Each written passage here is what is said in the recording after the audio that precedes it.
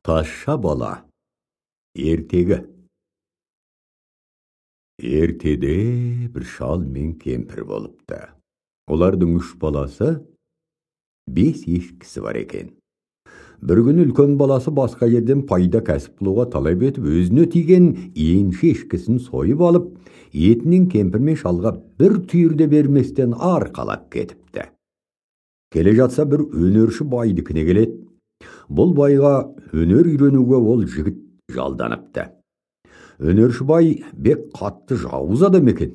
Ол жалданған жігітті бір сандыққа салып қойып аштан өлтіріпті. Үйінде қалған ортаншы баласы бұ да өнер үйренбекке талап етіп, о да ағасының кеткен жолымен кетіп, о да өнерші байға келіп жалданыпты. Өнерші бай оны да ағасынша аштан өлтіріпті. Үшінші ұлы тазша бала о да ағаларындай өзіне тиген енші ешкісін сойып алып, жарты етін әке шешесіне беріп, олардан рұқсат алып, арқалап кетіпті. Келе жатса, бір қора қой ұшырапты. Бұл қора қойдың қойшысына жолығып сұраса, бұл қойлар өнерші байдікі екен. Ол тазшадан сұрайды: «Балам, қайда барасың?» деп. Тазша бала жауап береді: «Өнер үйренуге барамын» деп. Сонда шал тұрып айтады: «Балам, бұл сөзіңді бөтен ешкімге айтпа, жатқа, бөтендерге шыныңды айтпа» деген деп. Сонан соң бала шалдың бұл айтқаны рас екен деп ойлап, өнерші байға барыпты. Байдың үйіне қонып, ертең жүрейін деп жатқанда өнерші бай тазшадан сұрайды: «Балам, қайда барасың, жолың болсын» деп. Тазша бала жауап береді: «Мен өзіңдей ер баласы жоққа еншілес бала боламын» деп. Сонда өнерші бай айтады: «Балам, сен біздікіне қал, маған бала бол. Біздің бір ақ құнан қойды сойып, той қылып, асық жілігін етімен өзің жеп той. Мен өзім жолаушы барамын» дейді, өз жолына кете береді. Тазша бала: «Хош әке, жақсы бол» деп үйінде қала беріпті. Бұл өнерші байдың үйінде бір қызы бар екен. Бұл тазша балаға айтады: «Аға, сен асық жіліктен өзің жемей, керегенің басына іліп қой. Сонда бір ақ тазы келіп жілікке ұмтылар, сонда сен балтамен ол тазыны лақтырып өлтір» деп. Мұнан соң тазша бала ақ құнан қойды сойып, той қылып, көршілерін шақырып, асық жілігін өз жемей, қыздың айтқанын қылып, керегенің басына іліп қойғанда, айтқанындай ақ тазы келіп, етті жілікке ұмтылғанда, тазша балтамен жіберіп қалыпты. Бірақ балтасы тазыға тимей, ит қашып құтылып кетіпті. Өнерші бай үйіне келген соң, тазша баланың мұндай істерді істегенін біліп, қатты ашу етіп, бұл итті аштан өлтірейін деп сандыққа салып қойыпты. Бұл байдың бағанағы қызы әкесі жоқта сандығының түбін тесіп тамақ беріп, тазшаны тойдырып тұрыпты.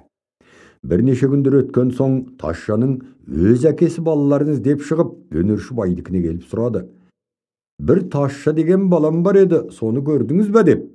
Өнерші бай: «Көргенім жоқ» деп жауап береді. Бұлардың сөйлесіп тұрған сөздерін тазша үйде сандықта жатып естіп жатыр еді.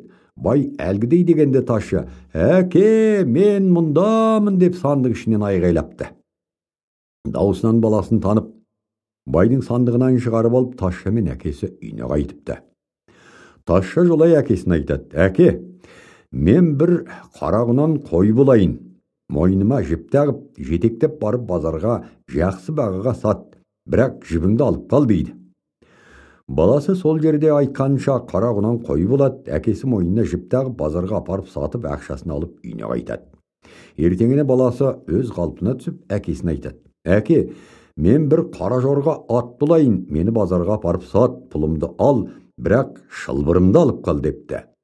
Баласы айтқанша ат болып, әкесі базарға апарып сатып, шылбырын алып үйіне қайтты. Ертеңіне баласы тазша тағы өз қалпына түсіп үйіне келіп, әкесіне айтады: «Әке, мен бір жез бұйдалы нар тайлақ болайын, сен мені базарға апарып сат та, пұлымды алып, бірақ бұйдамды алып қалып, үйге қайта бер» деді.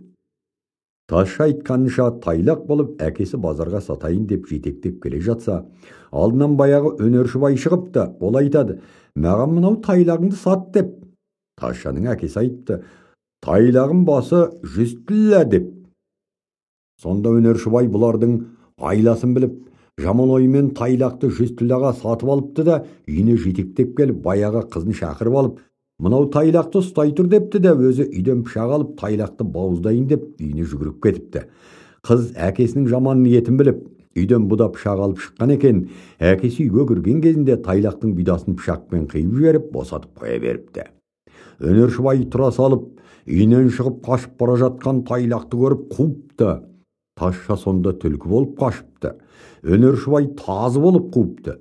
Өнершібай жете берген кезде Тазша түлкіден үйрек болып шыпты. Бай онда қаршыға болып қуыпты. Біраздан соң Тазша бала торғай болып қашыпты. Онда бай қырғи болып соңына түсіпті. Онан соң Тазша торғай қалпында шаңыраққа ұшып келіп қонып отырғанда, бай қырғи келіп таяна бергенде Тазша қорқып шүберек болып жерге түсіпті. Өнершібай онда кісі болып шүберекті қолына алайын дегенде Тазша тары болып домалапты. Онда Өнершібай тауық болып шықайын дегенде Тазша мысық болыпты да, Өнершібайдың желкесіне мініп алып, тістеп, тырнап, зорлықпен Өнершібайды өлтіріпті. Сөйтіп оның қызын өзі алып, барша мұратына жетіп, зор бай болып дәурен етіпті.